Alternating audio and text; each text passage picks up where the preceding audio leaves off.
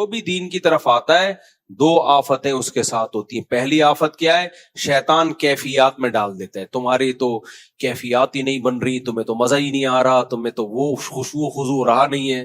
دوسرا کام شیطان کیا کرتا ہے؟ تو اس پہلی بیماری کا علاج کیا ہے بھائی؟ شیطان کو بولنا نہیں آ رہا نا مزہ, میرے ذمے جو اللہ نے کام لگایا ہے میں نے وہ کام کرنا ہے, ختم. دوسرا کام شیطان یہ کرتا ہے, دل میں ریاکاری کے دکھلاوے کے وسوسے ڈالتا ہے. آپ جب کوئی اچھا کام کرتے ہو لوگ اپریشیٹ کرتے ہیں, ویل ڈن یار, زبردست, تھینک یو, اچھا آپ نے غریب کو کھانا کھلایا, بہت اچھا یار. تو بھائی اس کو بند کر دیں, یہ ہمیشہ اسی ٹائم پہ یہ شروع ہو جاتا ہے. مجھے ویسے بھی یہ الارم میں اذانیں مجھے شرعی لحاظ سے اس کے جواز پہ مجھے اطمینان نہیں ہے, کیونکہ اذان کو آپ ایک تنبیہ کے لیے استعمال کر رہے ہو, ایک الارم کے لیے استعمال کر رہے ہو. اللہ کے ذکر کو ذکر ہی رہنے دینا چاہیے. تنبیہ کے لیے کوئی بیل ہو, گھنٹی ہو, یہی میرے اپنی ذاتی رائے ہے. یہ جو لوگ لگا رہے ہوتے ہیں نا صبح الارم میں اذان لگائی ہوئی ہوتی ہے, مجھے نہیں پسند. میں نے الارم میں ٹون لگائی ہوئی ہے, الارم میں ٹون لگائی ہوئی ہے, بیل بجے اٹھنے کے لیے, اذان نہ بجے. کیونکہ اذان میں یہ ہوتا ہے کہ آپ نے اذان کو ایک جگانے کے طور پہ آپ یوز کر رہے ہو, گھنٹی کے طور پہ. اور دوسرا پھر ہوتا کیا ہے, آپ کی آنکھ کھلتی ہے ٹھک کر کے بند کر دیتے ہو. کبھی لفظ اللہ ادھورا ہے, کبھی اشہد اللہ ادھورا ہے, تو وہ اذان نہیں رہتی وہ. تو اس لیے میری اپنی رائے ہے, میرا اپنا ذوق ہے, میں کوئی فتویٰ نہیں دے رہا, مجھے یہ عمل اچھا نہیں لگتا. تو خیر اس کو بند کر دینا بعد میں, اس اذان کو. تو دوسرا کام شیطان کیا کرتا ہے, ریاکاری کے وسوسے ڈالتا ہے.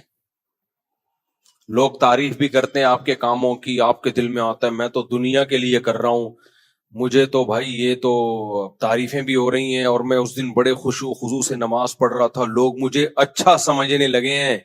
لوگ کیا سمجھنے لگے ہیں؟ اچھا. حالانکہ میں تو اتنا اچھا ہوں نہیں, لوگ مجھے کیا سمجھ رہے ہیں؟ اچھا. تو اب میرے اندر خود پسندی آ رہی ہے, تکبر پیدا ہو رہا ہے. بھائی ایسی کی تیسی, جو بھی پیدا ہو رہا ہے ہونے دے. جو پیدا ہوتا ہے, اس پیدا ہونے والی چیزیں اسے کوئی روک سکتا ہے؟ ورنہ فیملی پلاننگ والے چاہتے تھے ہم لوگ پیدا ہو جائیں. فیملی پلاننگ والے کم از کم اگر ان کو میری پیدائش سے پہلے پتا چل جاتا نا ایک بچہ پیدا ہوگا جو بڑا ہو کر 4 شادیاں اور 20 بچوں کی ترغیبات دے گا, تو وہ کہتے کروڑوں روپے انویسٹ کرنے سے بہتر ہے ایک کو پیدا ہونے سے روک لو. کیا خیال ہے؟ لیکن ہو گئے نا پیدا. تو جو پیدا ہونے والی چیز ہے اس کو کسی کا باپ بھی نہیں روک سکتا. فیملی پلاننگ کے کروڑوں اربوں روپے کے منصوبے ایک طرف, اور ہمارا جو پیکج ہم نے قوم کے سامنے پیش کیا ہے, اور پریکٹیکلی صرف ہوائی فائرنگ نہیں ہے, وہ سارا پروجیکٹ ایک طرف. اب تو کینیڈا سے لوگوں کے فون آ رہے ہیں, مفتی صاحب ہم تو 2 بچوں کے قائل تھے, ہم 10 سال سے آپ کا بیان سن رہے ہیں, ہمارے ماشاءاللہ اتنے بچے, پڑھی لکھی فیملیاں, ایجوکیٹڈ فیملیاں. تو لیکن جو چیز پیدا ہو رہی ہے اسے کسی کا باپ بھی نہیں روک سکتا. کیا خیال ہے بھائی؟ تو حالانکہ کوشش باپ ہی روکنے کی کر رہا ہوتا ہے. کوشش کون کر رہا ہوتا ہے؟ باپ روکنے کی.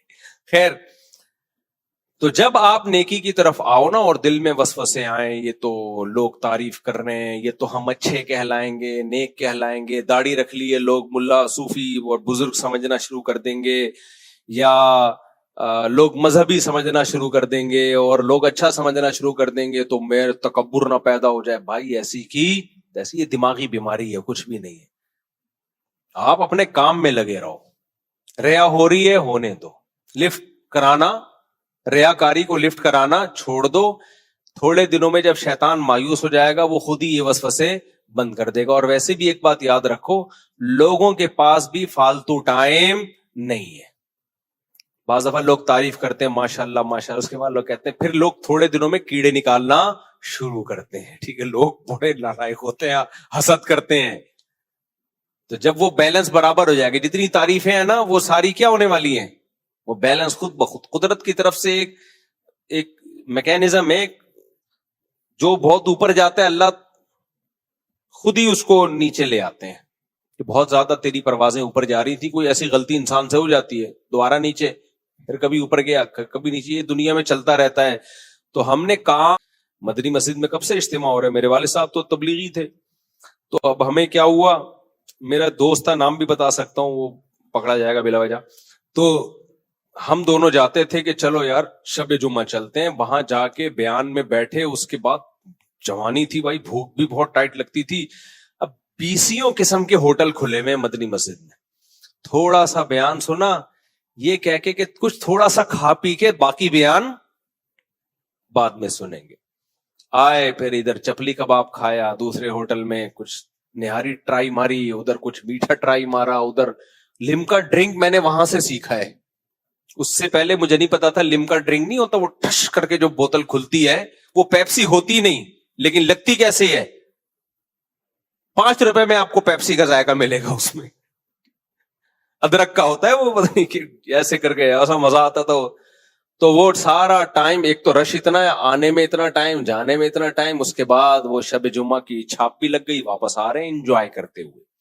تو بہت سے تبلیغی ایسے بھی, وہ تو اللہ ایک تبلیغی بزرگ کو کی عمر میں برکت دے, وہ مجھے پھر مدرسے کی طرف لے کر آ گئے. جب مدرسے میں آیا تو مجھے لگا کہ یہاں وہ ماحول, مفتی رشید احمد صاحب کا مدرسہ تھا, وہاں وہ ماحول تھا نہیں کہ یہاں سے یوں نکلے, یوں ٹن مارا ادھر. کوشش تو ہم نے وہاں بھی کی, چائے وائے پینے میں چلا جاتا تھا اور لسی وسی پینے, لیکن بہرحال پڑھائی کا ماحول تھا, بہت زیادہ محنت کرنی پڑتی تھی. تو اب دیندار لوگ کیا کر رہے ہیں, تبلیغ میں بھی بہت سے ایسے لوگ جا رہے ہیں, ماں باپ کو چاہیے بچوں پہ نظر رکھیں, یہ دین سیکھنے جا رہا ہے یا ٹائم پاس کرنے جا رہا ہے, پڑھائی کو فوکس نہیں کرتے, ساری زندگی روتے ہیں, پھر پڑھتے نہیں ہیں, ساری زندگی خون کے آنسو روتے ہیں, ماں باپ بھی اور وہ بھی. میں ایسے بچوں کو جانتا ہوں, ماں باپ نے تبلیغ میں, انہوں نے کہا ہم نے جانا ہے, چلے گئے. کیا کر رہے ہو بھائی تم وہاں جا کے, ٹائم ٹھیک ہے, بس وہ ایک کھانا پینے کا, وہ بزرگوں کی ہدایات کے مطابق وہ عمل ہی نہیں, اس میں تبلیغ کا قصور نہیں ہے, وہ بھائی ہدایات پر عمل ہی نہیں کر رہے ہوتے. 24 گھنٹے کوئی نگرانی تھوڑی کرے گا. تبلیغ میں تو بیسک ہدایتیں, کم کھانا کم سونا, یہ تو بنیاد ہے تبلیغ کی. کھانا بھی کم اور سونا بھی کم, کام زیادہ کرنا ہے. اب جو نالائق آدمی جاتا ہے, کام کھانا کام سونا. ہم سہروزے کے لیے گئے تو ہمارے ساتھ ایک صاحب آئے, وہ فجر کے بعد سوتے تھے, 12 بجے اٹھتے تھے, پھر ظہر کے بعد سو جاتے. وہ آئے تھے نصرت کے لیے. کس کے لیے آئے ہوئے تھے؟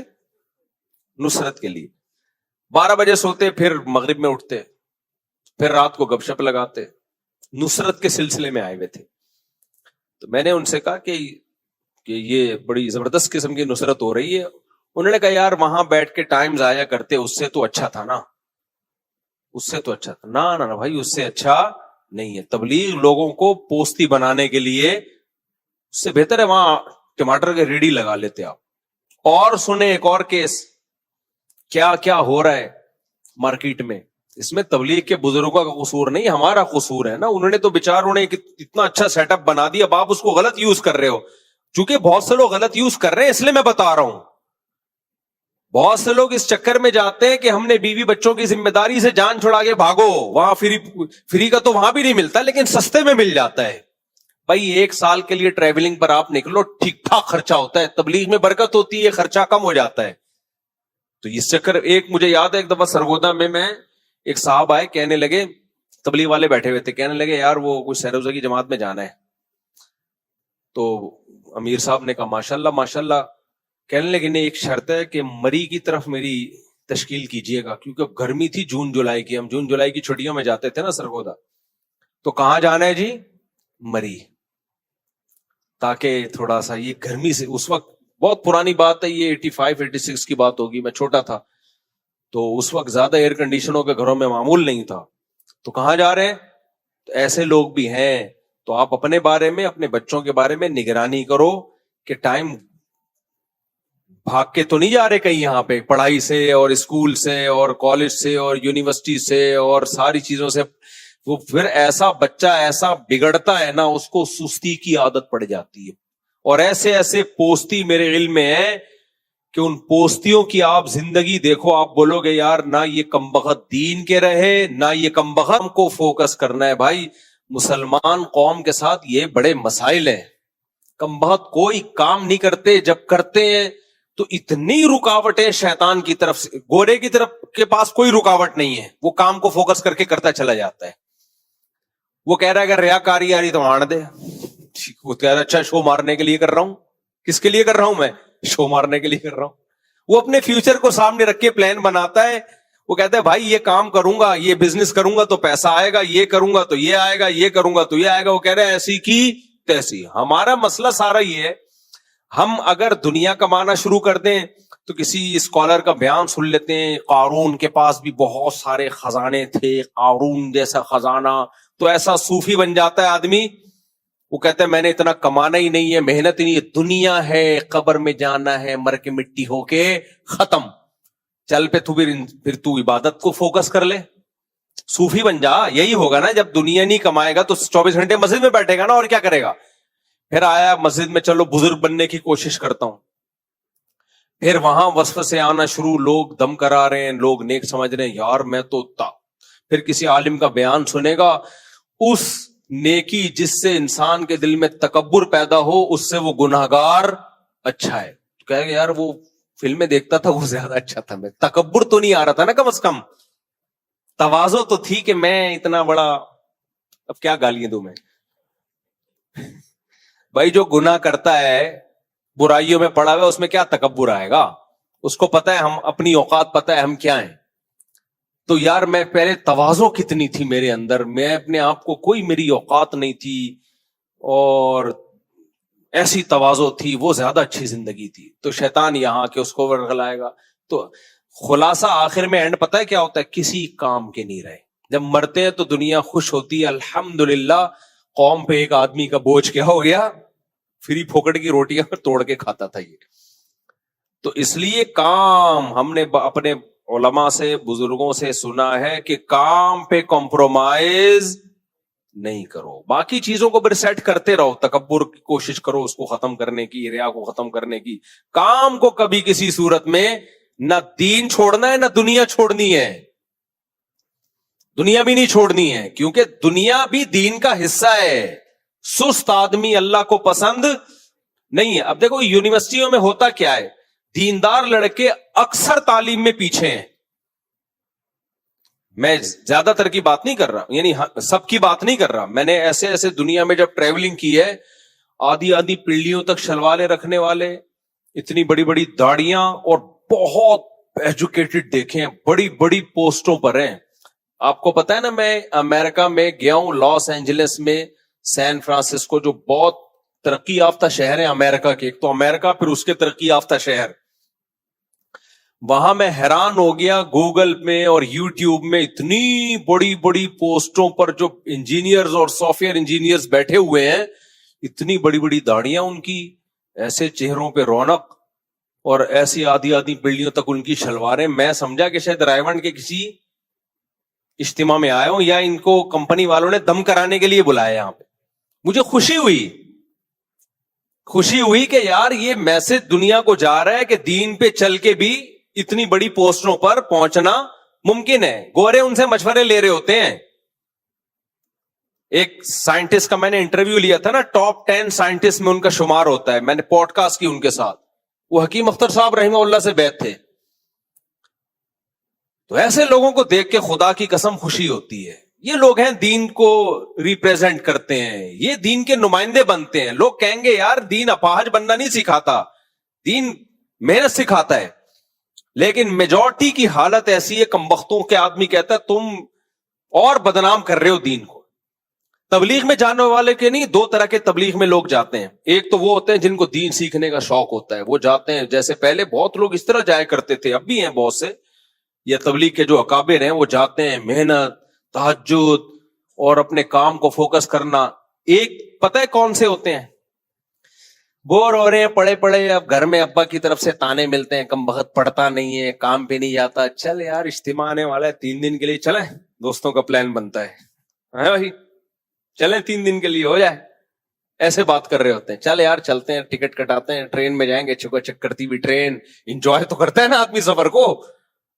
وہاں جائیں گے, کچھ 2-4 بیان بھی سن لیں گے. پھر وہاں ہم تو بھائی بڑے نالائق تھے, اللہ معاف فرمائے, مدنی مسجد جاتے تھے, میرا ایک دوست تھا, تو ابھی بھی وہ سنتے ہیں میرے بیانات. تو ناسمجھ تھے نا, اللہ معاف فرمائے. کوئی موٹیویشن کے لیے نہیں کہہ رہا کہ آپ بھی ایسا کریں, دنیا کے ایک واقعہ ذہن میں آیا, بالکل ہی نکل گیا. ہاں ابھی وہ واقعہ ہوا یہ کہ ایک پرانا واقعہ, یہ قریباً 7-8 سال ہو گئے ہوں گے اس واقعے کو. وہ بندہ کیا تھا کہ جی اس کو ضرورت تھی, اس کی غریب آدمی تھا, میں نے اس کے ساتھ تھوڑا تعاون کیا, ہر مہینے میں کچھ تعاون کرتا تھا. تو پھر میں نے اس کو بولا یار تم جوان آدمی ہو, تمہیں زکوٰۃ کے پیسوں پہ نہیں پلنا چاہیے, میں تمہیں 1-2 ریڑیاں خرید دیتا ہوں, تم ٹماٹر خربوزہ وغیرہ لگاؤ. اس نے کہا ٹھیک ہے جی. میں نے اس کو زکوٰۃ سے ریڑھی خرید کے دے دی. کسی نے دیے ہوئے تھے زکوٰۃ کے پیسے, مجھے کوئی مستحق ملے, میں نے کہا یہ بہترین مستحق ہے, اس کو 2 ریڑیاں میں نے اس کو خرید کے دے دی, بھائی تو اب یہ ریڑیاں لگا, اور کچھ پیسے دے دیے پہلی دفعہ ٹماٹر لانے کے لیے. ٹماٹر تھا, خربوزہ مجھے یاد نہیں, میں نے کہا یہ بیچتے ہیں اور کماتا جا. اللہ کا فضل ہے, اس کا کام چل پڑا. 2-4 مہینے تک نہیں آیا, وہ کہہ رہا ہے, میں نے فون کر کے پوچھا, کہہ رہے میرا کام چل گیا. ماشاءاللہ, مجھے بڑی خوشی ہوئی. ایک دن کیا ہوا, وہ کہیں میں بیٹھا ہوا ہوں, کہیں کھانا پینے کے لیے, پہلے میں آؤٹنگ کے لیے نکلتا تھا, اب تو بہت مشکل ہو گیا. مجھے کہیں نظر آیا, میں نے کہا یار بہت دن سے تم سے رابطہ نہیں ہوا. کہہ رہا ہے مفتی صاحب میں 4 مہینے کے لیے تبلیغ میں گیا ہوا تھا, اب آیا ہوں ماشاءاللہ. میں نے کہا واہ واہ, ملا میں زبردست. مجھے خیال ہوا کہ اب اس کے پاس اتنا پیسہ اکٹھا ہو گیا الحمدللہ کہ بیوی بچوں کو بھی دے کے جا رہا ہے, گھر میں بھی دے کے جا رہا ہے, اور 4 مہینے کے لیے بھی بولو نکل رہا ہے. میں نے کہا ماشاءاللہ, ویل ڈن. یہ واقعہ میں یہ کہانیاں سنانے کے لیے یہاں نہیں بیٹھا ہوں, یہ ہو رہا ہے مارکیٹ میں. اچھا بات آئی گئی ہو گئی. میں نے کہا ماشاءاللہ اللہ نے بہت دیا ہے, تبھی تو نکل گیا. 2-4 دن کے بعد میرے پاس آیا, وہ ایک بات کرنی تھی آپ سے. یوں کر رہے ہیں نا. میں نے کہا کیا بات؟ وہ اصل میں چونکہ تبلیغ پہ گیا تھا نا, اس دوران تو دھندا وندہ تو کوئی ہو نہیں سکا, تو آپ نے ریڑیاں دی تھی, تو ایسا ہے کہ وہ نا تھوڑے سے پیسے مل جائیں گے. میں نے کہا مجھے شکل دکھائی نا, کوئی اور مسئلہ ہوتا نا تو فلم دیکھنے نکل جاتا نا, فلم دیکھنے, اللہ معاف فرمائے, چرس میں لگ جاتا. میں کہتا برائی میں پڑ گیا, پیسے اڑا دیے, تو میں سوچ سکتا تھا. تو گیا کیوں تبلیغ میں؟ تبلیغ کیا اپاہج بنانے کے لیے, لوگوں کو بھکاری بنانے کے لیے کیا؟ بات تو سکھایا جا رہا ہے اللہ سے مانگو, اللہ کے غیر سے کچھ بھی نہیں ہوتا. یعنی یہ تو دین کو تم بدنام کر رہے ہو نا. 4 مہینے لگا کر آ کے بھیک مانگ رہے ہو کہ 4 مہینے کام دھندا نہیں کر سکا. اس سے بہتر ہے بھائی تو ٹماٹر کی ریڑھی لگا لیتا, نہ مچ جاتا, سہروزے میں بھی مچ جاتا. بھیک مانگنا کیا ہلکا جرم ہے کیا اسلام میں؟ تبلیغ تو سکھاتی ہے انسان کو استغنا. جہاں تبلیغ انسان کو بھیک مانگنا سکھا رہی ہو, ایسی تبلیغ کیا ہے بولو؟ حرام ہے, ناجائز ہے. وہ تبلیغ کے اکابر بھی روک دیتے اس کو, اگر پتا ہوتا نا اس کمبخت نے جا کے. اب لوگ تبلیغ والوں کو بدنام کرتے ہیں, بھائی ان بزرگوں کو کیا پتا اس کے بارے میں؟ وہ تو اتنا استغنا سکھاتے ہیں کہ دوسرے کے خرچے پہ سہروزے کی جماعت میں نہیں آپ کو نکلنے دیتے تبلیغ والے. آپ کسی کو پیسے دے کے جماعت میں نکالو, کہیں گے نہ, کوئی بالکل پابندی ہے. تبلیغ میں تو اس کو بھی پسند نہیں کیا جاتا. آپ سہروزے کے لیے نکلے اور لوگوں کی دعوتیں جا کے پھوڑنا پھاڑنا شروع کر دو, اس کو برا سمجھتے ہیں وہ لوگ. یہ جو دعوتوں کا ماحول چل رہا ہے نا, جماعتیں آتی ہیں, لوگ دعوتیں, تبلیغ میں اکابر اس کو پسند نہیں کرتے, بولے ان کا اپنے خرچے پہ کھاؤ. اور اتنا زبردست سیٹ اپ ہے, اور اس کو کس لیے استعمال کر رہے ہو کہ کل جا کے لوگوں کے سامنے میں ہاتھ پھیلاؤں گا. بہت بری حرکت ہے. مجھے اتنا غصہ آیا, میں نے کہا پتلی گلی سے فوراً نکل, بھوک سے مرے گا تو خود اب تو ٹماٹر کی ریڑھی لگائے گا, کیونکہ میں نے دے دیا نا اگلی دفعہ پھر چلے پہ. تو یہ وہ چلا, یہ 4 مہینے نہیں ہے جو تبلیغ والا, یہ ہے تھک گئے ریڑھی لگا کے ٹماٹر بیچ کے تھوڑا سا لائف میں انٹرٹینمنٹ. اب وہ کیا انٹرٹینمنٹ, وہ نائٹ کلب میں تھوڑی جائے گا, اس کے بعد پیسے ہی نہیں ہے, ٹماٹر سے اتنا تھوڑی کمائے گا. تو کہتے چلو یار تبلیغ میں تھوڑا سا ماحول چینج کرنے سے بھی تو تھوڑا سا انٹرٹینمنٹ ہو جاتی ہے نا, تھوڑا انٹرٹین کرتا ہے انسان کو سفر بھی. تو یہ وہ اعلیٰ تبلیغ ہے. تو ایسے میں نے دیکھے کچھ بچے جو پڑھائی سے جان چھڑانے کے لیے کہاں جا رہے ہوتے ہیں, تبلیغ میں. شوہر بیوی کے نان نفقے اور روز کی چک چک سے جان چھڑانے کے لیے کہاں جا رہا ہوتا ہے؟ تبلیغ میں. بوڑھا آدمی ہے, گھر میں بچے خدمت نہیں کر رہے, کہتا ہے چلو تبلیغ میں نکلو, وہاں خدمت گزار. بولتے کیوں نہیں ہو؟ مجھے ویسے غصہ آ رہا ہے, وہ بول نہیں رہے. بعض ایسے بھی ہے, بوڑھا آدمی ہے, کوئی خدمت کے لیے گھر میں ہے نہیں,